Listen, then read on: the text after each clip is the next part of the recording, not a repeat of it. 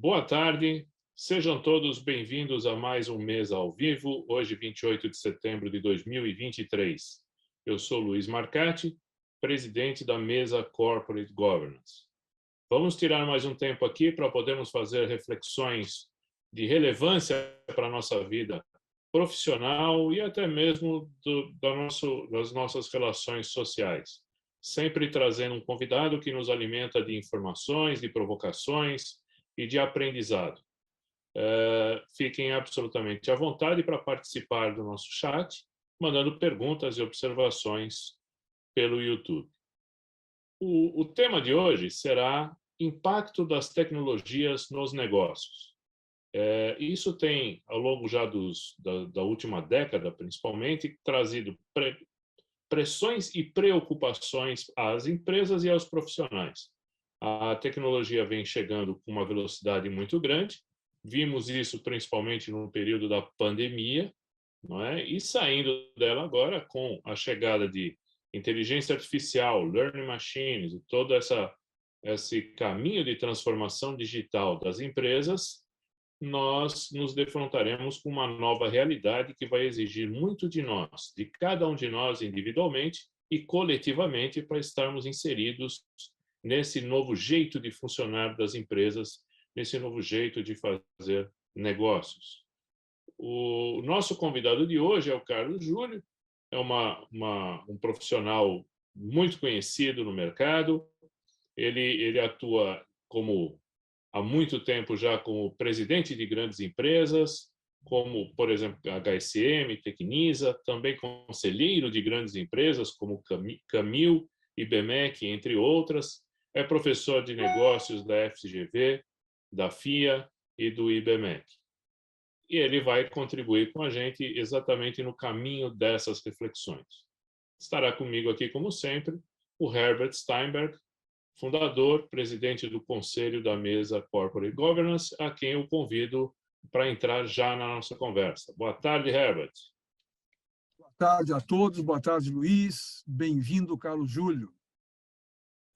Acompanho a carreira e a vida do Carlos há muito tempo, testemunho dos obstáculos e das peças, não é, que a vida lhe reservou na física. E como ele, como um líder e um inspirador, referência para muita gente, lidou com as suas próprias dificuldades. Quem tem o privilégio de estar mais próximo dele sabe o que foi a dificuldade e, ao mesmo tempo, um momento de muito crescimento desde então para ele.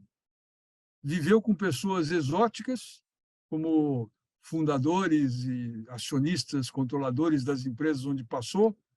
Eu prefiro não citar o nome, mas eu ponho exótica nisso, e ele, com muita elegância, inteligência, conseguiu conduzir até nesse ambiente muito mais difícil. Um empreendedor vê as coisas antes do que elas acontecem e põe na prática, porque tem muita gente que tem um pipeline de ideias criativo, mas não consegue transformar isso em algo, pavimentar algo concreto. Não estamos falando de abraçar a árvore, estamos falando realmente de implementar facilidades para as pessoas que têm dificuldade de se adaptar nesse mundo ambíguo, incerto e rápido.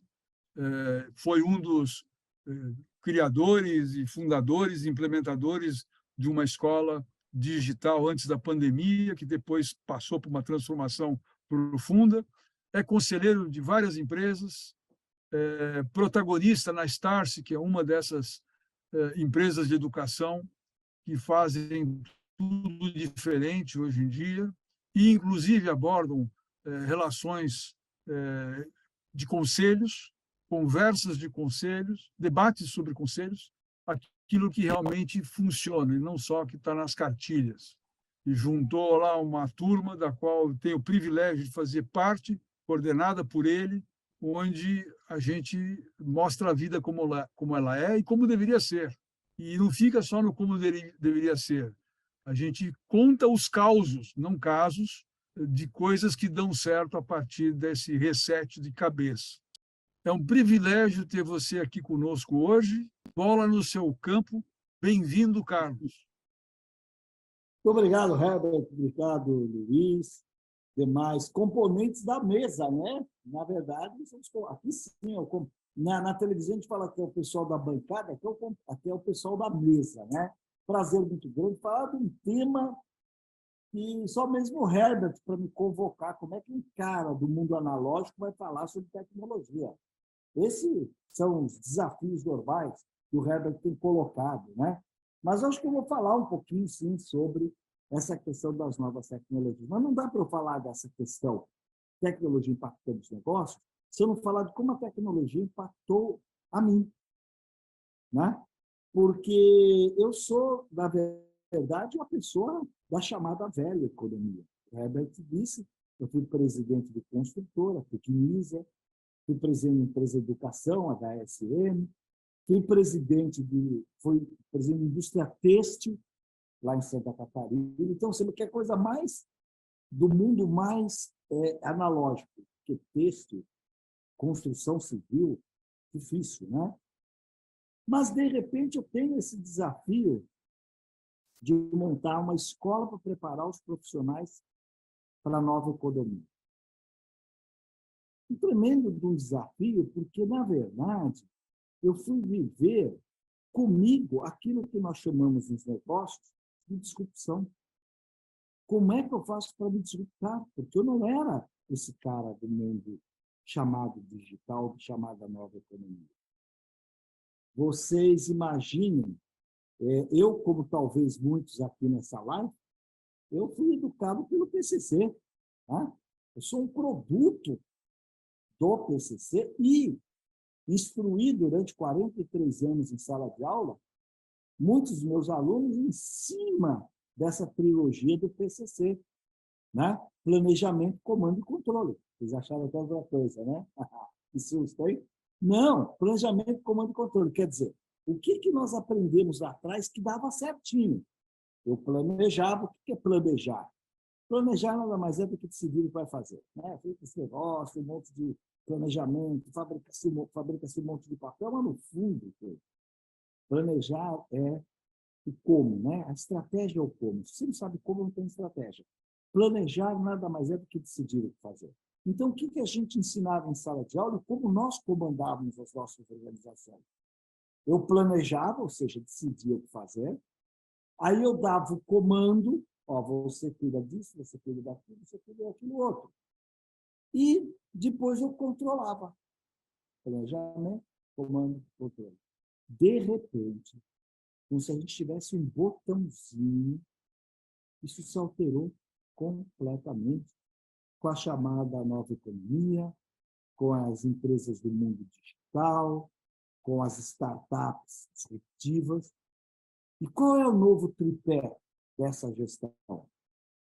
É empatia, colaboração e prototipação. Veja, nada a ver. Planejamento, comando e controle é substituído por empatia, colaboração e prototipação. Ou seja, se você quer ser um líder, uma líder, se você é um empreendedor ou uma empreendedora, você vai ter que, em primeiro lugar, ser empático. Eu diria com todos os seus stakeholders, mas principalmente com o seu cliente e com o seu time. Você consegue, no dia a dia, sentir, medir, verbalizar e endereçar as dores do seu time? Você consegue, no dia a dia, encontrar as dores do seu cliente, do seu mercado, ou às vezes do mercado que você ainda não tem, mas o mercado que você quer acessar, e você consegue identificar uma dor para a qual você tem uma solução, que pode ser uma solução logística, uma solução financeira, pode ser uma solução tecnológica. Então, mudou. Empatia é um atributo importante do impacto da tecnologia nos modelos de negócio das nossas organizações. Segundo, colaboração. Gente, olha como parece simples, mas não é tão simples assim. Colaboração significa você admitir, você assumir que não dá mais conta de tudo. Não é um exercício de humildade, não. É um exercício de inteligência. Colaboração é você saber que a sinergia só vem dos diferentes. E a sinergia é quando você sabe de algo que eu não sei, mas eu somo com aquilo que eu sei e você não sabe. Aí 2 mais 2 não dá 4, dá 40, 4.000, 4 milhões. Maior é a sinergia, quanto maior for a complementariedade dos nossos talentos ou dos nossos saberes. Como é que faz com aquele líder egocêntrico e vaidoso do passado admitir que não sabe, buscar ajuda? E, às vezes, não está só na equipe, não. Quando nós estamos em tecnologia, hoje o termo é como é que eu plugo iniciativas que estão fora da minha empresa, trago para o meu ecossistema, porque é algo que eu não domino.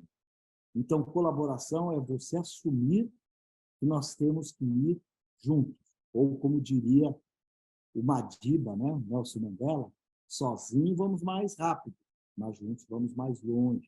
E hoje, nós que atuamos em conselho, como os colegas aqui, como o Luiz, o Herbert, o Mercedes, sabemos disso, a missão maior, talvez, hoje, dos conselheiros é manter a perenidade do negócio. E manter a perenidade do negócio significa se disruptar antes de ser disruptado, se reinventar antes que alguém reinvente o seu próprio negócio. De novo, requer humildade? Talvez, mas requer muita inteligência para reconhecer a limitação sua, do time e do seu próprio negócio. E muita ajuda aí fora, mas precisa saber buscar essa ajuda aí fora. Né? Porque, no fundo, gente, o que nós estamos falando? Você imagine, por exemplo, que o maior banco do Brasil, o Itaú, hipercompetente no que se faz, cheio de politécnicos na sua direção, uma característica do Itaú, se não for contratar engenheiro da Poli, tem que ser desde lá, né, do velho lá do Setúbal, que eu tive o prazer de estar algumas vezes, né? E você imagina que eles não enxergaram a XP. O maior banco do Brasil, bi de lucro a cada, ou melhor, 2, 3 bi de lucro a cada trimestre, e, de repente, aparece uma XP. Ora, quanto custou isso? Itaú pagou 6 bilhões para não ter o controle da XP.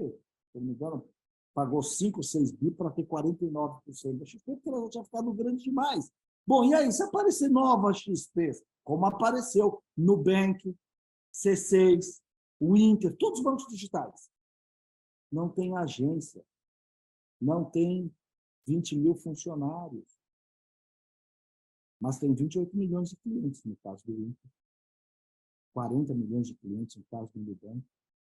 Que coisa!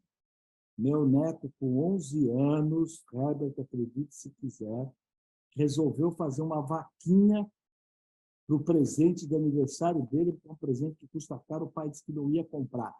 11 anos. Ele entra num site de vaquinha, quando ele viu que tinha que pagar 6% de comissão para o site, ele me liga e fala, avô, o que é essa comissão aqui? Eles vão cobrar sobre o que você arrecadar. Ele, nem a pau que eu vou pagar. O que ele faz buscando a solução?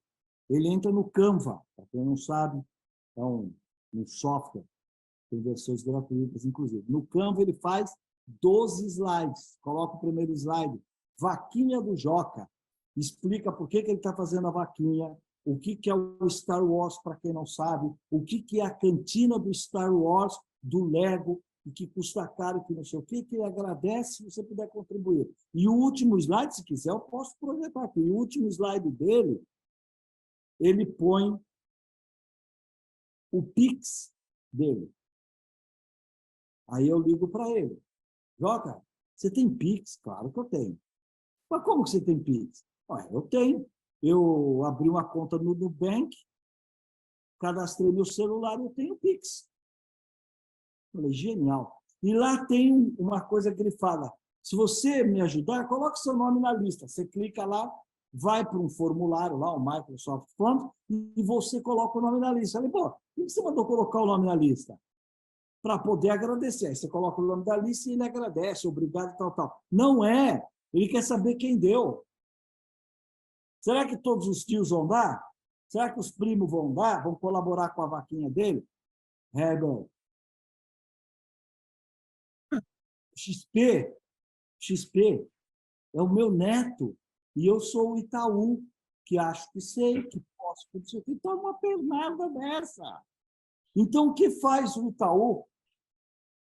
Para não aparecer outro XP, ele sabe que se ele incubar dentro do Itaú, a cultura do Itaú é tão forte, tão forte, tão forte, que faz ser difícil criar o que a gente chama de Open Innovation, uma inovação aberta, com informação vindo do quanto é lado, do mercado, etc. E tal.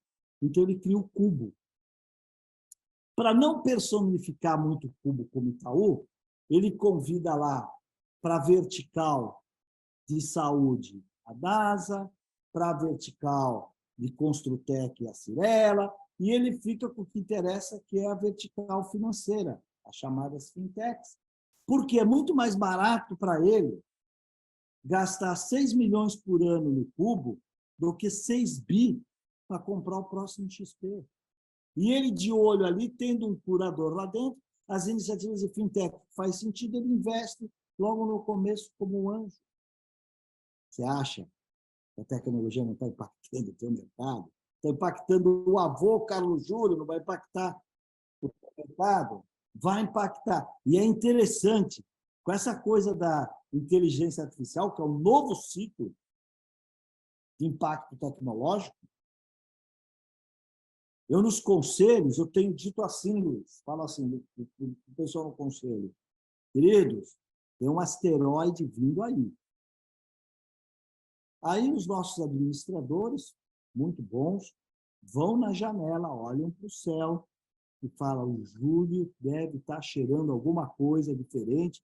Cadê o tal do asteroide? Não estou vendo o asteroide nenhum. Mas eles não sacaram ainda que a hora que você vê o asteroide não dá mais tempo. Já bateu. E essa talvez seja o maior impacto da tecnologia dos negócios. Você trabalhar com o intangível, com aquilo que você não vê, e com 40 a mais, como eu, no caso, 60 a mais, não é que resistimos à tecnologia, é que muitos de nós desistimos da tecnologia. Como se essa disrupção tecnológica fosse só a internet, ou só a inteligência artificial. Não. Vocês conseguem imaginar o impacto que a eletricidade deve ter dado no mundo? Deixa eu contar uma historinha para vocês. Agora, em julho, eu fui conhecer uma parte da Itália que eu não conhecia, a Puglia. E recomendo, porque achei bárbaro. É a Itália raiz, uma Itália muito mais barata, e que se come muito bem, que tem muita história. E muita arte também. Aí eu resolvi ir até Matera, que já não é na Puglia, né? Mas é pertinho dali. Resolvi a cidade de Matera. A Matera é a terceira cidade mais velha, mais antiga do mundo, que está do jeito que era, né? Matera, até 1946, quando foi fundada a República Italiana, a gente acha que a Itália é um negócio antigo, não. A Itália, como Itália, é de 1946. Ela tinha ficado 250 anos isolada, os reis lá daqueles reinados todos lá, não deixavam esse pessoal meio que sair dali, meio que contaminar. E por quê? Porque eles viviam em cavernas. As cavernas estão lá, você vai visitar essa caverna. Aí, claro, quando veio a República Italiana, o primeiro-ministro fala, escuta, Matera é uma vergonha da Itália, não podemos deixar esse negócio desse jeito.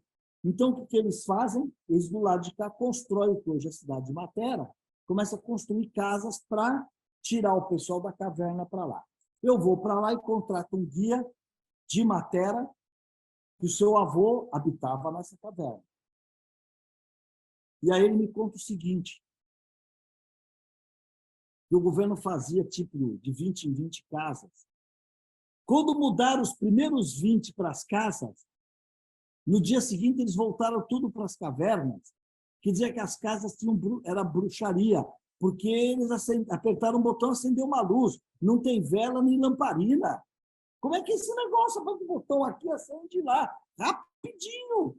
Como é que o fogão não tem lenha? O que está queimando lá? Aquele fogo vem da onde? É bruxaria. Fogão a gás.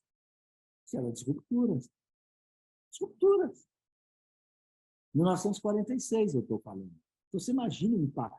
Só que Thomas Edison, que talvez tenha sido, no século passado, o único que sacou essa questão da diversidade de saberes, que o Thomas Edison, o que ele fez? Ele percebeu, se ele não colocasse debaixo do mesmo teto, no mesmo laboratório, o expert de mecânica, o expert de eletrônica, o expert de ótica, ele não criaria uma fotocopiadora ou uma máquina fotográfica mais sofisticada ou coisa parecida.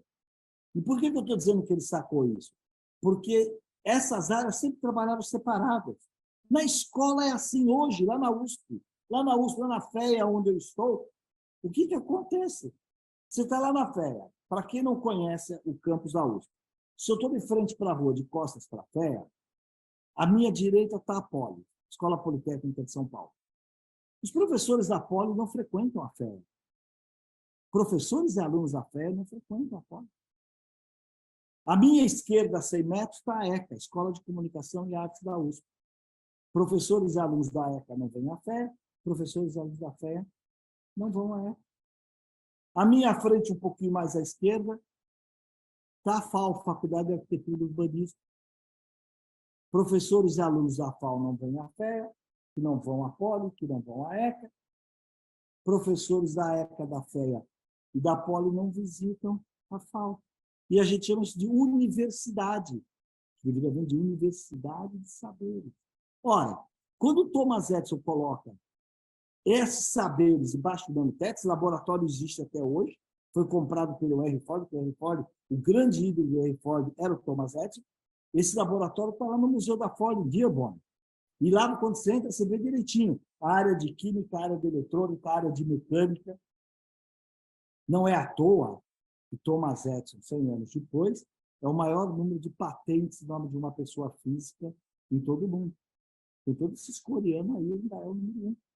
E com esses inventos, ele criou a maior empresa em ativos do mundo e até bem pouco tempo a maior empresa em market value do mundo, a GE, General Electric, ele pegou a parte elétrica para criar produtos inovadores. Quanta disrupção! Há 100 anos. Impactou o negócio porque Thomas Edison percebeu, ele sacou, né, que se ele não juntasse saberes numa universidade chamada Laboratório, que ele batizou de P&D, de R&D, Research and Development, não teria esse monte de produtos que estão aí. E com essas colocações aqui meio misturadas, é que eu pergunto para vocês, qual é o impacto da tecnologia na sua carreira, nos seus negócios?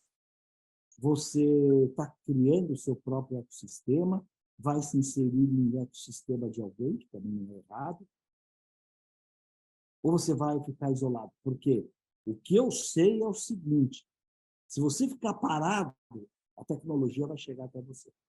Se a tua empresa ficar parada, a tecnologia vai chegar na tua empresa. A questão é se você vai ter os skills, os saberes, o time, as pessoas, para poder enfrentar essas mudanças que a tecnologia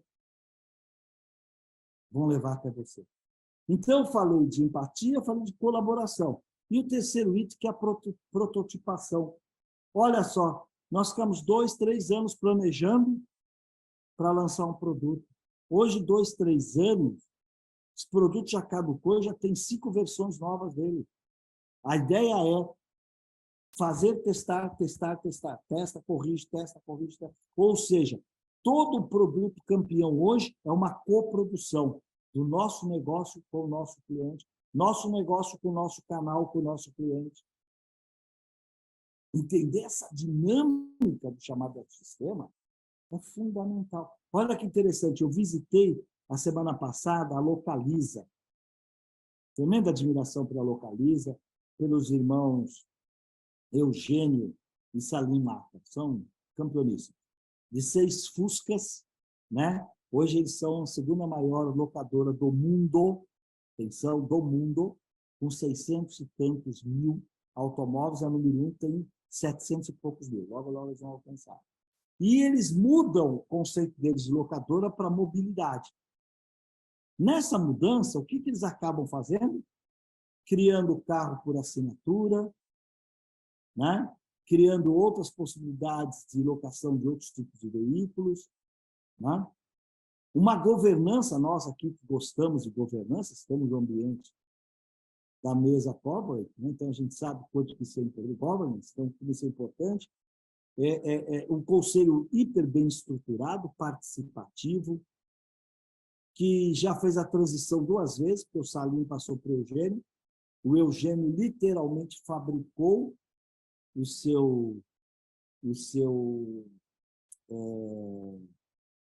discípulo, mas o seu sucessor, esse é o termo, seu sucessor, né? Que é o Bruno Lasansky, né? E é impressionante você ver o que eles têm feito em termos de utilização da tecnologia nos produtos deles, né? O carro que você, no aplicativo, vai até o carro, destrava o carro, a chave do carro está dentro, vai embora com ele, volta, coloca no lugar, trava o carro de novo, aonde quer que seja, e recebe em 5 minutos a fatura no teu celular, totalmente sem fricção. Eu pergunto para você que está me ouvindo, quantos negócios você desistiu antes do último clique? Eu tenho a minha estatística aqui, não estou brincando, não, eu tenho a minha estatística aqui. Cada 10 tentativas de compra ou de serviços que eu faço, 9 eu desisto, por quê? Ou o CPF não entra, ou cai no sei lá, ou ele diz que o site está fora do momento. Gente, você já viu o site de companhia aérea? Eles conseguem evoluir. Já foi melhor do que é hoje. Nós estamos falando de disrupção, nós estamos falando de tecnologia. Então, prototipação é a competência que você desenvolve na sua empresa de colocar o cliente no centro de tudo, que não é aquele marketing que a gente dava aula, né?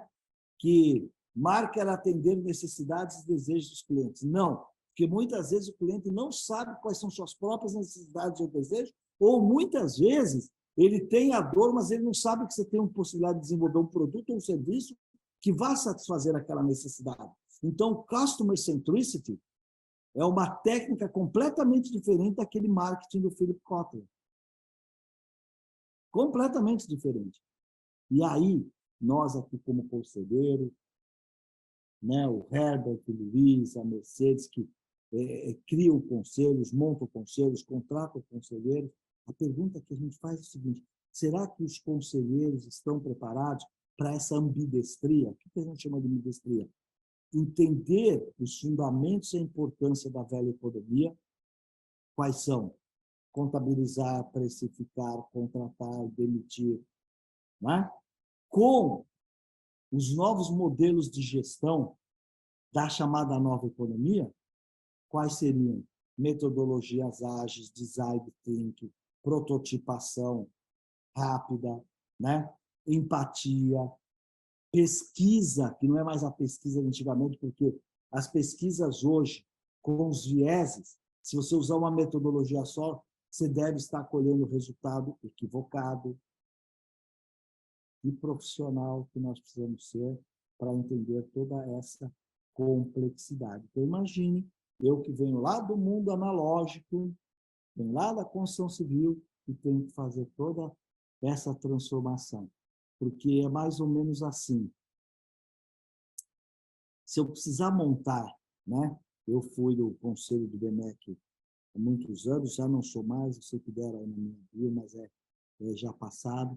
Mas eu, se tiver que montar uma ementa, um curso, porque alguém me pede, vamos montar um curso de negócios, de administração, tal, de contábil, eu sou capaz de ajudar a montar a ementa e, quem sabe, até recomendar professores com o número do WhatsApp. Como é que eu vou montar uma escola para formar os profissionais da nova economia se eu não era da nova economia? Mas eu resolvi ser. Só para vocês terem uma ideia, que eu pensava assim, como é que eu vou fazer uma ementa, como é que eu preparo um developer, né?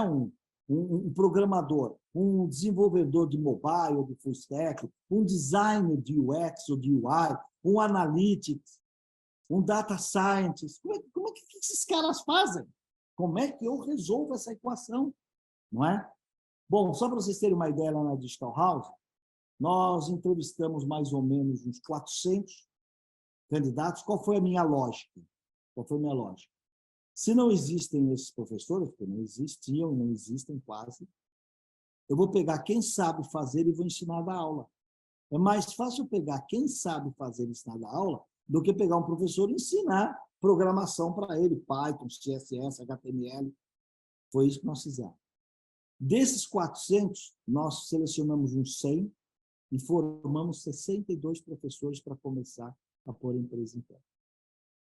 Luiz, Herbert, deixa eu dizer uma coisa para você. Eu tinha professor de 18 anos e aluno de 60. Quando você tem a mesma sala de aula, o pai de 60 e a filha de 21, aprendendo um novo skill, uma nova habilidade, uma nova competência, eu via isso em sala de aula, eu falava, alguma coisa diferente está acontecendo aqui. 2017. Eu não tinha um professor não tatuado.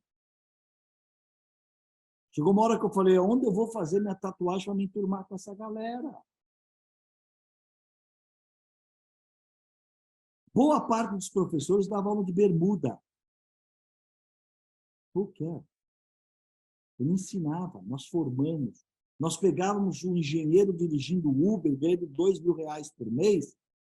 Ele fazia um curso conosco de desenvolvedor, por exemplo, e era contratado pelo Mercado Livre como júnior por 7.000 e não precisava pôr o carro dele no risco. Tinha um propósito muito forte tudo aquilo. Mas eu tive que ir lá e tive que aprender. E o que eu fiz foi, eu estudei os mindsets do digital, já que eu não tinha tempo de vir a ser um programador e tudo mais. E aí, resumidamente, para encerrar, eu comecei a pensar, o que é o mindset de um desenvolvedor? É o cara que quer simplificar tudo e automatizar tudo. Será que eu consigo ter essa visão? O que é o mindset de um designer de UX? É uma pessoa que trabalha com aspectos comportamentais e de design para facilitar a navegação. O que esse cara, esse design de UX faz? Ele facilita a nossa navegação. Ele trabalha com a intuição, já está dentro da gente. O que um cara de dados faz? Né? O que ele quer fazer? Ele vai buscar informação que gera valor. O que o marqueteiro digital faz? Né? O marqueteiro analógico, ele falava de características de produto. Homo lava mais branco. Eu nunca entendi como o homo lava mais branco, a minha camisa aqui é roxa. Mas o homo lava mais branco. Hoje, esse mesmo marqueteiro, o que ele faz? Ele conta uma história que cria um bond, uma ligação com o cliente. O mesmo homo hoje mostra as crianças brincando na chuva e ficando todos enlamaçados e uma voz vem de trás e diz assim, criança tem que brincar na chuva mesmo. Depois o homo resolve. Olha a ligação. Né? Coração com coração. Então, eu fui estudando esses movimentos, interiorizando esse mindset, do que é o mindset digital. E com isso a gente conseguiu transformar a Digital House num projeto bacana. Depois ajudamos a Ecos com a questão do Design Thinking, aí veio a pandemia, e foi uma pandemia mesmo. E agora estamos lá com a Startse, onde a gente tem toda essa preocupação do que a gente chama de educação do agora, né? Que a gente tem percebido que aquilo que nos Estados Unidos está chamando de microlearnings, veio para ficar, porque hoje um jovem com 30 anos, às vezes já fez a graduação, a pós-graduação, o mestrado, o doutorado, e aí ele fala, como a propaganda do Nespresso, what else? Só que ele está com 35 anos, vai fazer o quê? Outro doutoramento? Outra graduação? Não. E ele precisa de algumas pílulas que ele não aprendeu, que surgiu depois, e que ele precisa renovar esse saber. Então, essa é a educação do agora. O que eu preciso saber agora, que por qualquer circunstância eu não aprendi lá atrás. E aí eu atualizo esse conhecimento. Então, olha como a tecnologia, como os novos comportamentos estão acelerando e impactando sobremaneira os nossos negócios. Então, eu faço assim, se eu estiver correto, estamos aí com 30, 35 minutos, eu dou uma paradinha aqui, ou para as perguntas, ou para vocês também colocarem seus pontos de vista. Fico aqui na escuta agora. Muito obrigado, Campos. Eu acho que você traz um pano de fundo bastante relevante que nos provoca muito, não é? Esse ambiente de transformação contínua, né? Eu me lembro no começo dos períodos de crise que existiram aí, diversos momentos, né? A gente ouvia de empresários com quem a gente trabalhava falar assim: deixa eu ficar quietinho aqui, porque a hora que a crise passar, eu volto ao mercado. Agora, é provável que nem o mercado esteja mais lá, né, quando ele voltar, tá certo? Então, esse é um ponto-chave. Do outro lado, eu acho que a questão do estar aberto ao aprendizado, né? Nós vivemos, nós que somos contemporâneos, né? Vivemos aquele ciclo do aprender para trabalhar para se aposentar. Não é É isso? verdade. A nossa educação partiu desse princípio. Hoje, você aprende, trabalha, desaprende, reaprende, trabalha e vamos até os 100 anos trabalhando aí. A questão é como é que a gente mexe na consciência da sociedade para eles perceberem que é isso que eles têm. Esses movimentos têm que também ser muito particulares, individuais, de dentro para fora, e não apenas esperar que as empresas façam isso, não é? Assistindo uma apresentação da consultoria Bytes, se eu não me engano, foi uma informação que veio da IBM, que eles calculam que cerca de 40% da mão de obra mundial terá que ser retreinada com a chegada da inteligência artificial e os processos de transformação digital, né? Então, você causa um desafio social muito grande, não é só do mundo dos negócios, né? Não é isso? Sem dúvida. Aí tem uma questão, Luiz, muito importante, porque essa frase que você citou é atribuída ao professor Alvin Toffler, né? Quando ele que escreveu A Terceira Onda, foi um livro que impactou muito o meu comportamento lá atrás. Ele escreveu A Terceira Onda, acho que no final dos anos 70, né? E muita coisa que ele escreveu lá a gente está vendo se materializar no começo desse século e até mesmo agora na segunda década desse século. Mas o professor Alvin Toffler nos brindou com essa frase que você colocou, onde ele dizia que hoje em dia é mais importante desaprender para reaprender. E eu tenho visto muitos colegas meus acadêmicos, colegas meus palestrantes, colocam esse slide porque tem um impacto muito grande essa frase. Mas eu também acabei descobrindo, Luiz, que a maioria dos meus colegas, acho que ou eles não entenderam direito o que o Toffler quis dizer, ou eu estou fazendo uma leitura mais romanceada e mais particular dessa questão. E aí, eu me refiro, eu vou me permitir aqui uma certa intimidade com essa audiência que eu ainda não estou vendo, que estão aí no YouTube, né? Mas é assim, eu talvez a isso se referiu o Herbert na apresentação de uns desafios pelos quais eu passei, mas eu, há 12 anos, eu fiquei viúvo de um casamento de 31 anos. Né? Com 31 anos, com 4 namoros, 35 anos de convivência. É claro que uma perda dessa até prematura, né? A Marisa tinha, acho que, 53 anos, bem prematura, um câncer muito agressivo, e ela fez a passagem dela. E aí, quando ela faleceu, as minhas noras foram lá em casa e limparam o closet, tiraram as roupas dela, sapatos, bolsa, aquela coisa. Muito bem. Uns 3 anos depois disso, eu coloquei na cabeça que, para continuar a minha vida, eu tinha que ressignificar o meu entorno. Ressignificar, né? A gente morava numa casa que nós construímos, muito grande e tal. Então, o que eu fiz? Eu comprei um terreno aqui mesmo no condomínio que eu moro, que eu sempre gostei de morar aqui. Fiz uma casa menor, meus filhos casaram, já estavam fora de casa. Fiz uma casa menor, toda aberta, né? Porque não sabia se eu ia ficar sozinho ou não. E aí, quando a casa ficou pronta, Luiz, eu comecei a fazer a mudança. E aí foi o meu verdadeiro luto. Porque o que você faz com aquele vasinho que você comprou em Barra Cash? Você vende, você doa, joga fora, né? Se eu quero ressignificar meu ambiente, eu vou levar os móveis velhos para casa nova, mesma roupa de cama, mesma roupa de banho, vou usar a mesma louça. O que eu quero dizer com isso? Foi a maior lição de desapego que eu tive na minha vida. Eu tive que desapegar, não estou nem falando de porta-retratos e álbuns, que é mais, cala mais fundo, mas eu tive que desapegar de um monte, foi uma lição de desapego. Eu levei 3 anos para essa lição. Só que eu tive aí uma lição muito grande, o que tangibiliza o que talvez o professor Toffler quis nos dizer, né? Porque eu percebi que o novo só entra quando o velho sai. Enquanto você não tirar o velho, não tem espaço para o novo. E eu acho que esse é o cerne da colocação do professor Toffler. Desaprender para aprender. O que é que você não vai desaprender o que você aprendeu? Que loucura, você gastou tanto tempo para acumular todo esse saber.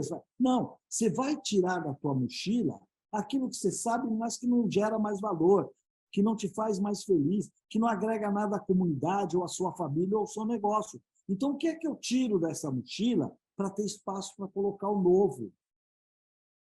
O que é que eu tenho que desaprender para colocar no lugar, talvez, cultura digital, metodologias ágeis, e tudo isso de novo que tem permeado os nossos negócios. O novo só entra se o velho sai. E aí eu disse na minha apresentação lá para a Fundação Dom Cabral, anteontem, eu disse para eles o seguinte, né? Aqui em casa é proibido comprar cabide. Porque se eu trago uma roupa nova, eu tenho que usar o mesmo cabide, eu tenho que tirar alguma roupa usada. E tem um monte de gente querendo minhas roupas, querendo e precisando das minhas roupas usadas. Porque eu as dou, elas estão super novinhas, conservadas, não está rasgado, não está nada. Cheirosinha, porque eu sou um cara cheirosinho, está tudo direitinho. Desaprender para reaprender, para mim tem essa conexão. Né? O que não funciona mais, eu descarto e coloco no lugar aquilo que funciona. Tem a ver com tecnologia. Mas tecnologia, para mim, é uma palavra lato sensu. A tecnologia pode ser comportamental, pode ser de processos, pode ser de serviços, pode estar na logística, pode estar no conhecimento e pode, sim, também estar na eletrônica, na eletricidade, na internet e nos algoritmos da inteligência artificial. Você sabe que você falando sobre essa questão, me lembrou também uma pesquisa que eu li, mas já faz um pouco mais de um ano. Talvez o dado não seja tão atual, mas eu acho que o conceito é uma pesquisa feita pela McKinsey com mais de 2.000 conselheiros mundo afora, tá? E perguntando quais eram os desafios dos negócios que eles estavam administrando. E, sei lá, entre os 10 principais desafios, tinha pelo menos uns 5 que tinham a ver com o mundo da tecnologia. Como a transformação digital, o comércio eletrônico, a cibersegurança, surgir novos concorrentes que a gente nem sabe de onde vem. Tinha toda uma lista lá de 10, pelo menos uns 4 ou 5 estavam ligados a esse mundo da transformação digital. E na mesma pesquisa, eles perguntavam, e quando vocês vão escolher novos conselheiros, quais são as competências que vocês buscam? Finanças, contabilidade, auditoria, advogado, logística. Bom, então, o asteroide vai bater neles mesmo, né? Não vai ter jeito, tá certo? Uma coisa que eu queria adicionar, perdoe, Carlos e Luiz. Hoje, a falta de consciência, que, no fundo, você está sensibilizando a mudança e a consciência do indivíduo e dos grupos em relação... Olhem para a janela, não tarde, comece a se movimentar em função das variáveis que você tem ao seu lado, para não tomar o susto do asteroide quando aparecer, já não dá mais tempo. É uma boa metáfora. Acontece que, aproveitando a onda superficial e rasa da falta de consciência de muitos, começa um blá, blá, blá.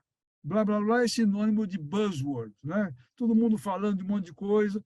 Isso se mistura com ambiguidade e incerteza que está ao lado, inclusive, do pessoal letrado, dos empresários.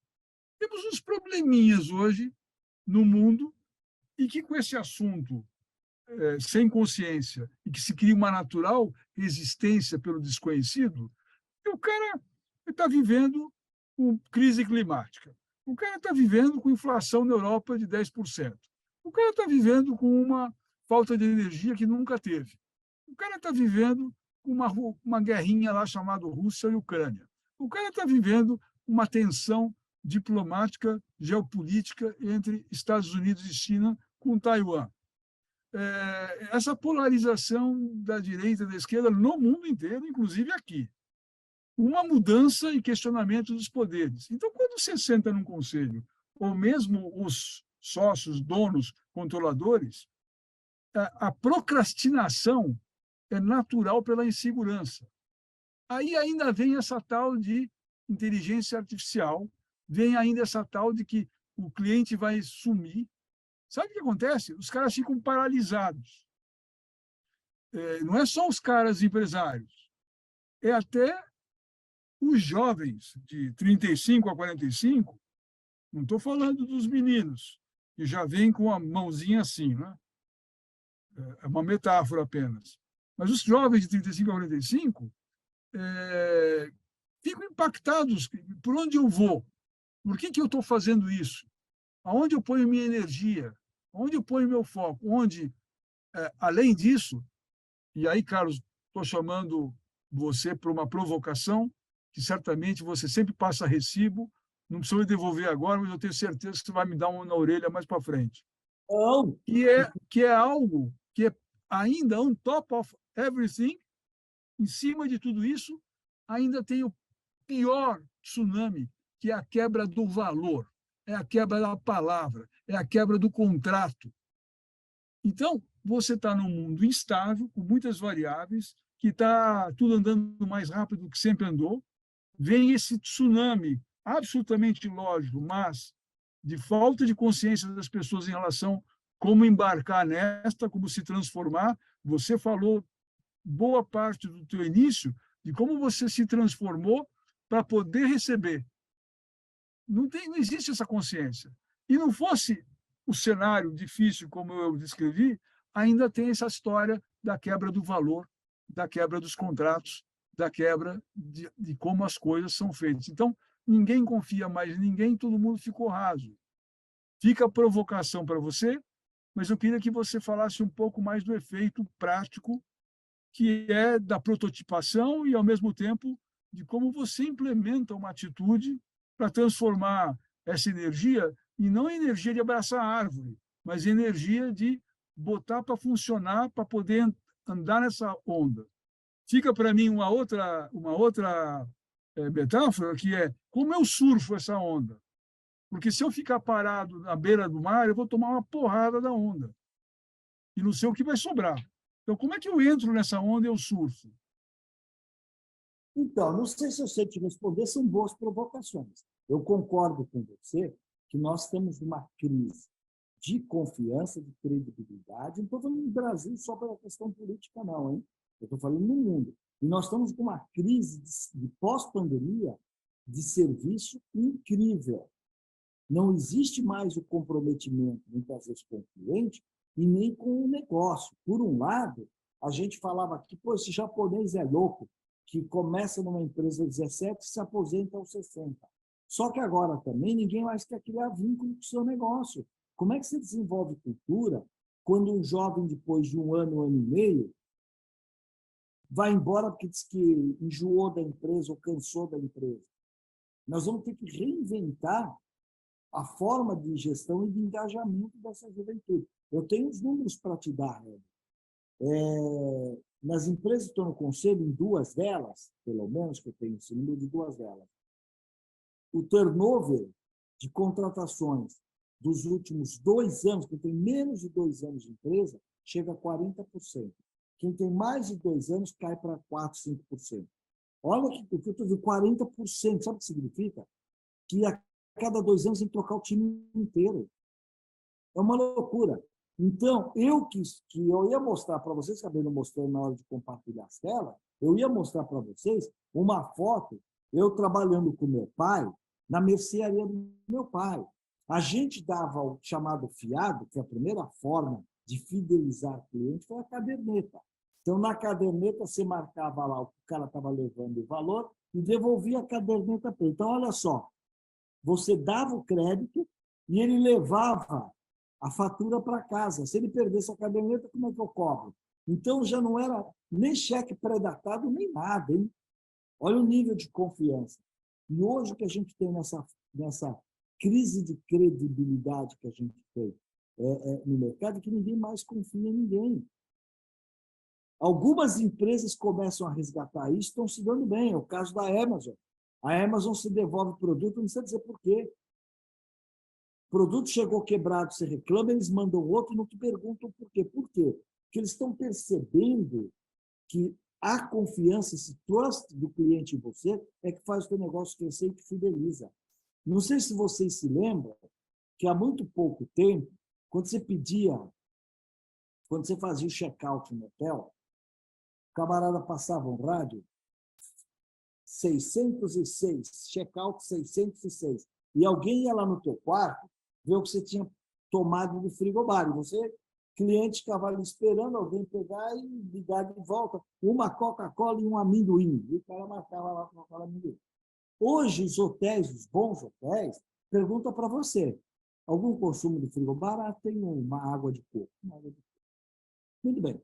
Por quê? Porque eles se deram conta, que se eles somarem todas as Coca-Cola, cervejas e amendoim não declarados, dá um percentual tão pequenininho, que não justifica nem a contratação da pessoa para ir no quarto ver. E mais, ele estabelece com o cliente uma relação de confiança, vale o que você está falando.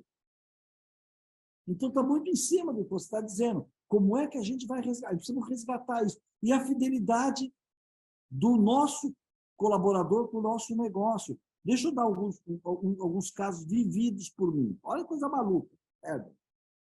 Estou sentado lá no voo da Latam, vou inclinar um pouquinho o banco, uma pessoa atrás, acho que devia ser na Argentina, falava, não, por favor, me espies e tal.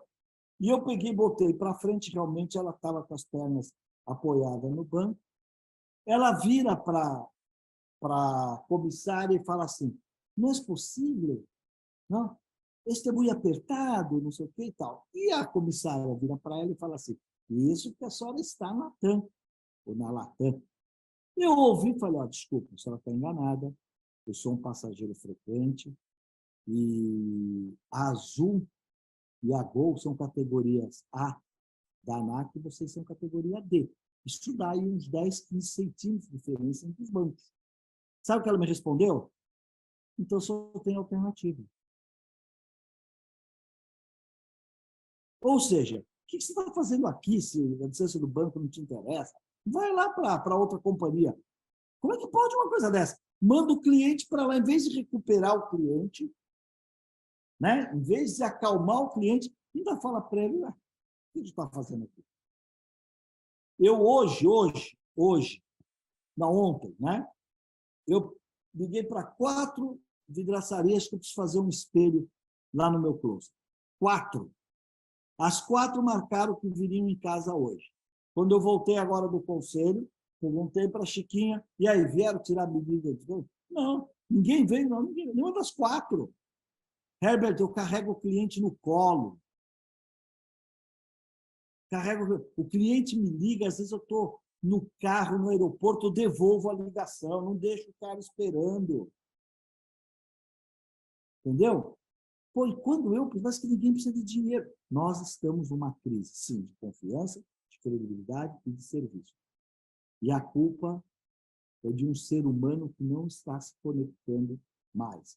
Tem um impacto da tecnologia? Tem, mas o professor Thomas Davenport, ele escreveu em 2001 ou 2002, ele era da MIT, agora ele está na Babson, ele escreveu um livro que passou desapercebido todo mundo, chamado A Economia da Atenção, onde ele dizia que o bem mais escasso da humanidade seria a atenção. E essa falta de atenção iria prejudicar os nossos negócios na medida em que a gente não conseguia criar conexão com o cliente para defender nossa proposta, nosso serviço e os nossos valores. Aconteceu. É fato. Você olha nos restaurantes, você observa casais, famílias, grupos de amigos jantando num bom restaurante. E você vê que os caras não estão se olhando. Está todo mundo olhando para o celular. É uma coisa incrível. Ou seja, nunca estivemos tão perto para estarmos tão longe. Estamos a meio metro um do outro, mas cada um num mundo completamente diferente. Onde a essência do ser humano corre risco, na minha opinião. E ainda postando foto para quem não está lá, né? Isso é da história. Não é? É muito mesmo isso. É muito. Um ponto que nós até falávamos, nós conversávamos antes aí da abertura da nossa live, e eu lembrei também de uma frase do escritor do Yuval Harari, naquele livro 21 lições para o século XXI, e ele fala que o maior problema social dos próximos anos não será o desemprego, mas a insignificância do trabalhador. Esse, sim, será um dos maiores desafios da sociedade do futuro. E eu acho que passa por isso mesmo, né, Carlos? O Harari, ele, além de um historiador e de um futurista, né, ele tem feito muito boas análises, quer dizer, os 3 livros deles são um sucesso, as 21 lições do século XXI, o Semideus, que é o que fica no meio, e o primeiro, que é Homo Sapiens, que é uma leitura, diria, quase que obrigatória para todo mundo, né? E o Harari tem essas colocações bastante contundentes. Na verdade, olha só, o gênio da história é o Eduardo Suplicy. Porque ele criou essa coisa de renda mínima Verdade. há 20 anos. E hoje o mundo vai ter que criar renda mínima porque não vai faltar afluência, não vai faltar comida, bens, produtos e tal. Vão faltar emprego. Os consumidores estarão aí. Então, nós vamos ter que garantir uma renda mínima para que esse pessoal continue no mercado de consumo. Mas a grande questão que o Harari nos coloca é o seguinte: como é que fica a ocupação? Porque aquele cara que vai trabalhar só 2 dias por semana e ter uma horta, ele está resolvido. Né? O problema é quem vai trabalhar 2 dias por semana e não tem horta, ou não gosta de horta, ou detesta a horta. Então, vamos investindo aí em empresas de ansiolíticos, né? Pode comprar a ação desses caras, porque não tem jeito. O burnout é cada vez mais frequente, mas a desocupação, aquele negócio de ócio, com todo respeito a quem já se foi, aquela coisa do ócio criativo, é só no Domênico de Masi. O cara fica parado, ele não tira mais o pijama fica encebado, ele não sai mais de casa, ele fica contaminado vendo TV aberta. E aí? É isso que acontece, a gente sabe que é isso que acontece. Não estou inventando nada, não. Então, o Harari, vale muito a pena ler as reflexões do Harari, porque eu acho que ele está bem lá na frente. E se você cruzar isso, Luiz, com essa informação que eu te dei, que é uma informação recente da McKinsey, que ela prevê 800 milhões de desempregados só pelo efeito da inteligência artificial, fora o que já está aí, né? Sim, você vai ver que o Harari não está nada equivocado, né?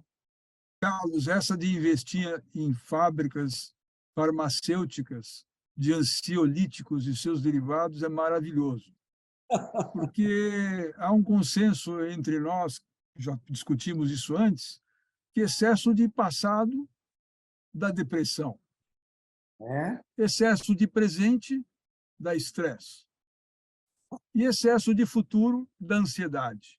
Os 3 vão precisar do ansiolítico. É isso aí, vamos comprar laboratório farmacêutico, é isso que vai dar dinheiro. Maravilha. Beleza.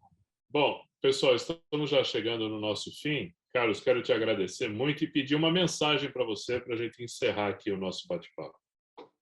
Que mensagem que eu possa dar aqui?